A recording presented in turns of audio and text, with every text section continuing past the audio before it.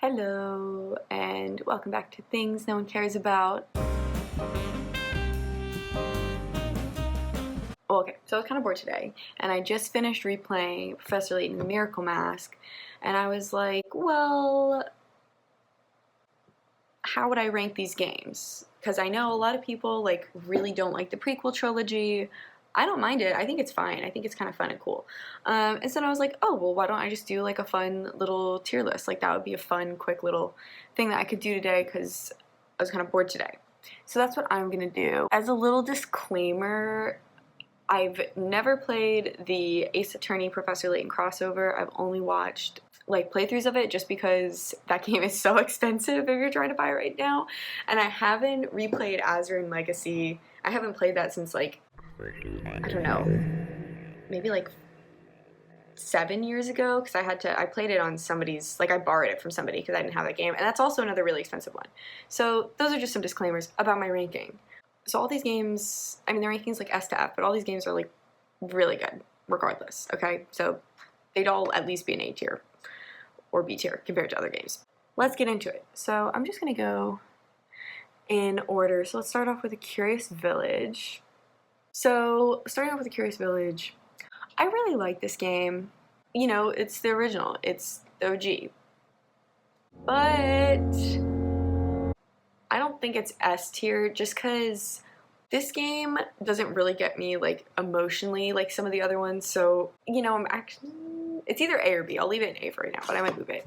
Diabolical Box or Pandora's Box, S tier. I love this game. I love this game so much. It makes me cry every time. I love Anton. I love Sophia. I love Katya. I love this game. I think it's so good. It has all the elements. It's still in the first, I mean, I think the puzzles in the first trilogy are like the original trilogy are better than the prequel trilogy. I love the puzzles. I think it's a beautiful game. The music in this game is beautiful. It's my personal favorite. I know a lot of people kind of disagree. Then we'll go Unwound Future. I know a lot of people think that this is the best game.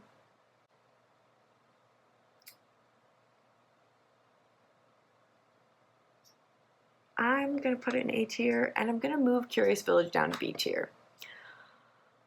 Because, here's the thing. I don't think Unwound Future, for me at least, is on the same level as Diabolical Box, because it doesn't have, I mean, it does have a tragic love story with Claire and the professor, but it's not the same. I feel like Diabolical Box is, the whole setting is very, romantic, kind of, in, a more classical sense of the word romance, and, romantic. I don't know. I like it better. It's, dark. It's mysterious. Unwound Future is, I don't know. The time travel element's cool, but I don't like it all that much. I don't find Clive to be a super compelling enemy, nor do I really like Dimitri all that much. I just don't, it's cool that everyone's motive is because they loved Claire. That makes sense and it's cool, but I don't know. It's just not as good to me. And Curious Village, I think Unwound Future is more compelling and gets me oof, more than Curious Village does. So that's why I moved Curious Village down to B, because I don't think they're on the same tier. Now let's go to Last Spectre. I like this game too a lot, and I think the ending's really sad, as are the endings for most of these games. It's definitely between A or B, because I think the story's cool. I'm gonna go B tier just because I don't really love the whole last of her kind, last of their kind trope. It's not one of my favorites. But other than that, I think it's cool. Also, now we're getting into the second trilogy, or kind of 4 if you're going to count the Eternal Diva, because that's in the same story arc. Just kind of, again, I know a lot of people don't really like the second, the prequel trilogy, but speaking on it as a whole, I really like it. I think it's really cool that there's this overarching plot with Descalais and all the Azran stuff. I think it's really cool because each of the games in the prequel trilogy do stand alone. You could play them and be oh, I don't really care about the overarching Azran plot, but it just that overarching plot adds something. One of the things that does frustrate me about the original trilogy is that there's not really a resolution with Don Paolo. And again, I mean, they didn't necessarily know that they were going to be writing a trilogy when they started Curious Village, I don't think.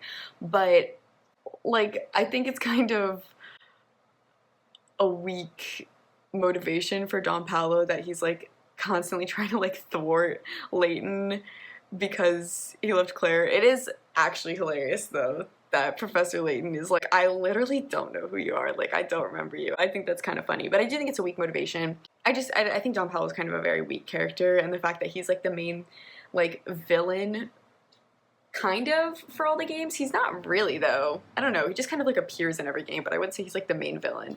But, like, I love, with the second trilogy, that it's, like, Desclée the whole time, and also, like, Targent the whole time. In some ways, don't kill me, don't come after me. In some ways, I actually like the prequel trilogy more. Like, I like the overarching story of the prequel trilogy more, but I like the individual games of the original trilogy more, if that makes sense. So now we're gonna go with the Eternal Diva. Probably one of the best video game movies made of all time. It really emulates the games so well. I almost wish it wasn't part of the, like, an integral part of the story of the prequel trilogy, because I didn't know it existed for a while, which is kind of my own fault. Like, that's not really the developer's fault. And also, who knows how it would have turned out if they made more movies like they were originally planning to. Like, you know, when you play Miracle Mask and Herschel Bronev is like, or no, not Herschel Bronev, Leon Bronev is like, oh, we have, like, the 2 out of 3. If you didn't know, if you hadn't seen Eternal Diva, you'd be like, what is the City of Harmony? Like, I don't know what that is. And so that's, like, kind of important for, like, the trilogy. But I think it's cool. There's still, like, weird flirting in this movie that I'm not, like, the biggest fan. I don't know. Kind of weird in that way. But, I'm gonna go C tier. The story doesn't, like, it is super sad, again, as all these are, but it didn't have the killing me, like I would say Diabolical Box and I Want Future did. I mean, it's a movie. To me, it's never going to be as good as the game, so that's why it's going in C tier. Then we'll do Miracle Mask. I really like Miracle Mask. Again, I just finished replaying this one. One of my, like, random complaints about this is, like, the map is too big for you to, like, for me, at least, to, like, remember where everything is. And, like, during the story mode, it's nice to, like, have, like, the little orange things that lead you everywhere. Like, that's definitely helpful. But when I was trying to find puzzles and stuff, like, on my own after I finished the story, just, like, to, like, finish doing everything in the game, or if I was trying to, like, do things outside of the actual, like, plot points, I was like, I don't know where I'm going. But I think the story is super good. I will say, I feel like this one is a lot more predictable than the other ones. Like, it's pretty obvious who the Masked Gentleman, I feel like, is. And even the in-game characters knows that. Like, Angela had a really good feeling that it was Randall, and that's why she sent the letter to Layton. That's also why Desclée had to, like, kidnap her. But I'm gonna put it in...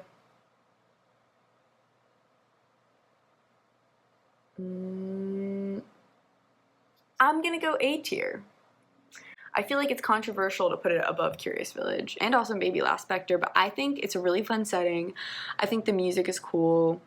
I love that we get to play in the past. I really love the Akbadain Ruins part. I think that's really fun. I hate the mini games in this one. I really like the shop one, the shopkeeper one, but I really, really hate the bunny one. It feels like the storybook one from, I think, The Last Spectre, like the sticker book, but it's, like, worse because you have to, like, train your bunny, and it feels like Nintendogs, but, like, the controls are off. Like, maybe I'm just dumb, but I could not get the bunny to, like, do what I wanted it to do. Like, I had to, like, look up videos and, like, watch people move their stylus to be like, what is it trying to tell me to do? And that really annoyed me. Also, I feel like the toy robot one is very similar to the toy car one, but again, kind of worse in my mind. But that's the mini games, which is kind of separate. I think the mini games in Unwound Future and Diabolical Box are really good, although I do hate the T. I kind of hate the T one in the Diabolical Box just because it's really hard to complete, because you end up having to, like, walk in and out of spaces multiple times and waiting for, like, a character's, like, little T symbol to, like, come up saying that they want you to make them T, and that is really annoying to try to complete sometimes. And also the fact that you can come across a character who wants tea before you have the ingredients for their request, that's also, I think, kind of annoying. I love the hamster one in that one. Okay, that's too much on the mini games. Or not. I don't know. Oh, the fish one in Unwound Future. I like that one. That one's fun. I mean, which one has the bird one? Is that Last Spectre? A lot of people don't like the bird one. Or one of them has birds and one of them has fish. A lot of people don't like the bird one. I like the bird one. I like the animal ones, except for the freaking bunny one. It's so annoying. Also, another pet peeve is... pet peeve, because I'm talking about the pet. Like, the pets in each of the games, usually they'll sniff out, like, hint coins and stuff like that. But one of the things I found super annoying in Miracle Mask is the bunny just pops up and tells you that there are hint coins left. They don't tell you, like, she doesn't sniff around. And that really pisses me off. Moving on. Okay. So, again, I've never played this one, so that's where it would go. But I'm gonna rank it based on, like, the playthroughs I watched. I think it's a really good crossover. I've never played the Phoenix Wright games, but I watched my friend Jade play them.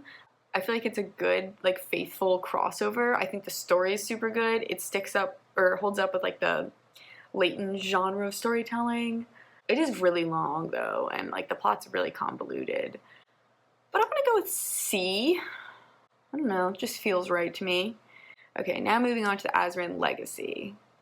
Again, I haven't replayed this one in a very long time, but I think it's super cool that in the, like, player's experience, if you've played them in chronological order, like, as they came out, that it ends on this, like, big epic battle. Also, I think just for, like, the wrap-up and the reveal how Descalay and Layton are related, that reveal alone, that whole storyline, I would say is S tier. It is kind of predictable that, oh, I forget what his, like, disguise is, but it is obvious that that is Descalay. I feel like I did not see it coming at all, though, that Emmy was related. Like, that got me. So I'm gonna put it in A. I feel like this is kind of turning out to be a controversial tier list. That's what I think. I really liked Azran Legacy. I think the locations are really cool.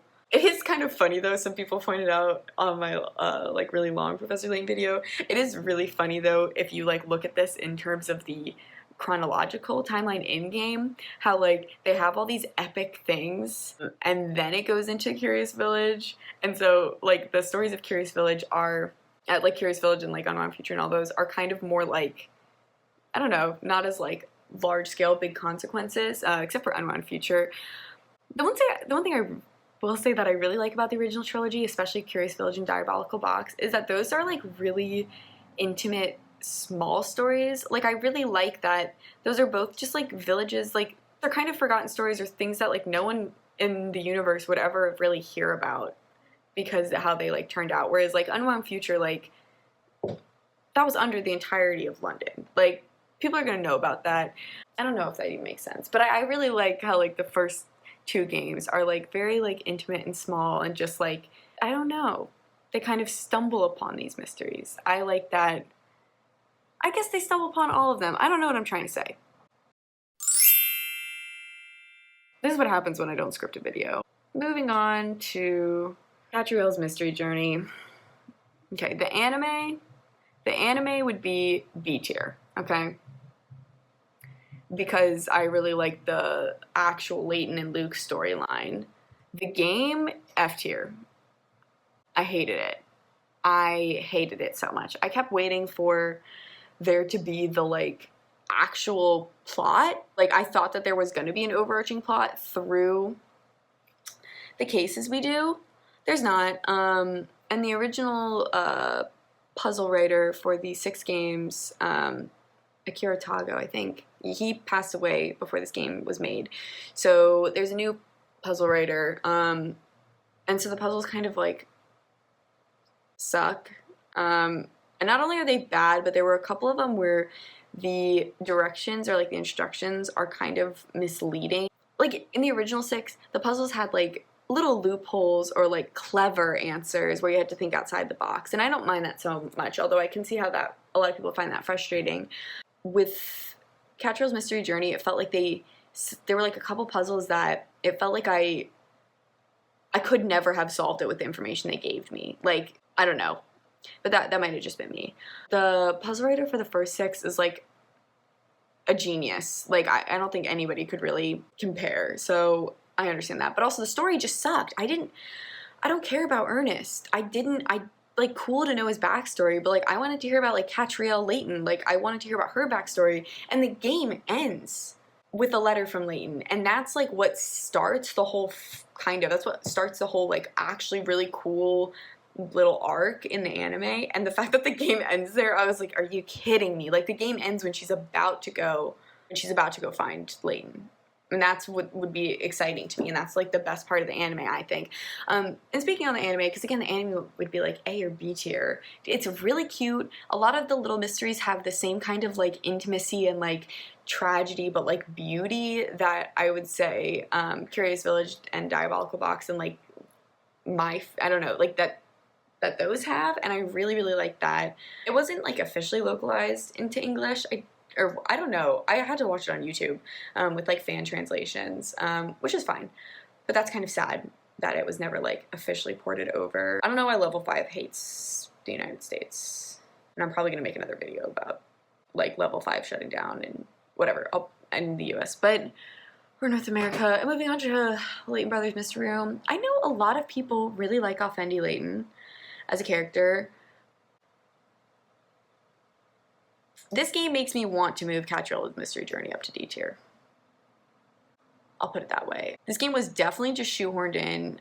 It was definitely a game that was never supposed to happen, and they wrote another iOS game or app game to enter into that market when that was booming, and they were like, well, Layton sells, so we'll just slap his name onto there. Which I get it, but I don't appreciate it. This game raises so many questions about Professor Layton in his life. Like, so many that just never get answered, and they had time to answer these questions. So that's annoying. And I don't really like it. Like, I know it's a very different gameplay than the other games, which is, you know, fine. They wrote it for an app. It wasn't like a DS game or something that was just ported to the app store. But I don't like it. That's really all I have to say. I don't think I have any deep, profound thoughts on that. And I feel like a lot of the mysteries are somewhat obvious. I don't know, they're just not interesting or, like, compelling. They're not, like, emotional, really. I didn't find them. So I would say, yeah, that's my tier list. So let me do some last minute checks and possible shuffling.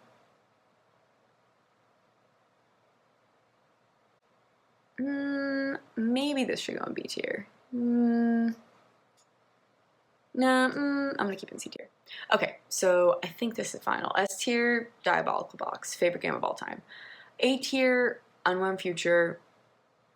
And Miracle Mask and Azrian Legacy are definitely under Unwound Future, but I do think they're, I don't know though. They might, I don't know. My A and B tiers are very muddled. Yeah, this is just a jumbly mess, to be completely honest with you. But this feels...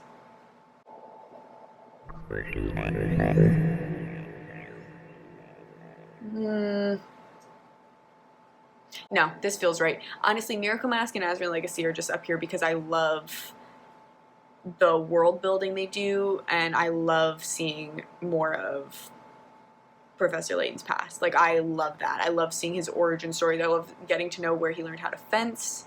I love getting to know why he became an archaeologist, and I love getting to know about his family and his whole life story. It's so good for that reason. If we took that out, it would definitely be below Curious Village and Last Vector. So then B tier, Curious Village and Last Vector, yeah, I think they go there. Last Vector doesn't, it gives Luke's backstory, which is fine, that's cool. I mean, I don't care about it too much, but I think it's fun. It's a fun game. The other thing I want to say about the difference in the trilogies, or really difference between like Miracle Mask, Azrian Legacy, and the other four, is I actually really hate the 3DS. I just hate the graphics. I don't think that the, like, 3D movement adds anything that's worthwhile, especially when you consider that you lose the, like, a lot of the elements of the art style from the other four, which I really like the art style, but I feel like a lot of the animations were just, like, kind of, to me, looked very goofy, and like so goofy where it distracted me from, like, the the niceness of the story and like the emotion of the story when it's actual like gameplay dialogue, not in like the cutscenes. Because the cutscenes are great, but I just wish I just didn't care for the 3DS or like the 3D elements. I just don't think they added anything really at all, except in Miracle Mask with the one part in the Aquitaine ruins. I think that part was cool, but everywhere else I could have done without it. If a character was like being voice acted, I did not want to see them in 3D. It looked dumb to me. Sorry, I'm all over the place. C tier, the movie. Only in C tier because it's a movie and not a game, and so in that way not as engaging, but such a good video game movie. Phoenix Wright versus Professor Layton, that could go in B tier too, but I'm gonna leave it in C tier. I think it's a cool crossover. It does bring up a lot of timeline questions though, which is fine. Crossovers are always weird like that, but it's good.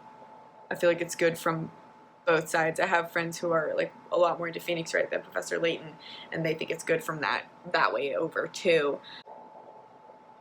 Honestly, these probably both go into F tier, but I just the anime again would be like B tier or A tier or something, but they suck. I hate them. They make me sad.